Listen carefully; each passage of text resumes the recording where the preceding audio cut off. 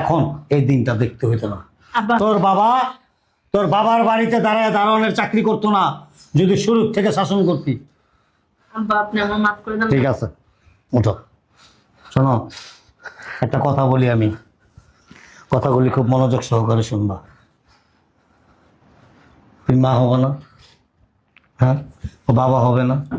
তোমাদের সন্তানরা যদি তোমাদের সাথে আমার সাথে যে আচরণটা বা যে কাজটা তোমরা করছো তোমাদের সন্তান যদি করে, তাহলে তোমাদের কাছে কেমন লাগবে শুধু এইটুকু বলো, আর কিচ্ছু লাগবে না। বলো। খারাপ লাগবে আব্বা। খারাপ লাগবে?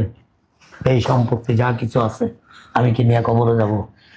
পৃথিবীর যত বাবা মা আছে যারা সন্তানদের সুখের জন্য এত কিছু করে, তারা কি কবরে নিয়ে যায়? ওই সন্তানরাই তো একটা সময় ভোগ করে নাকি? তো সন্তানের জন্য যদি বাবা মা এত কষ্ট করতে পারে, তাহলে সন্তানরা কেন বাবা মায়ের জন্য একটু স্যাক্রিফাইস করতে পারে না? কেন পারে না বলো? সংসার সুখের হয় রমণীর গুণে, সংসার ধ্বংস হয় নারীর কারণে।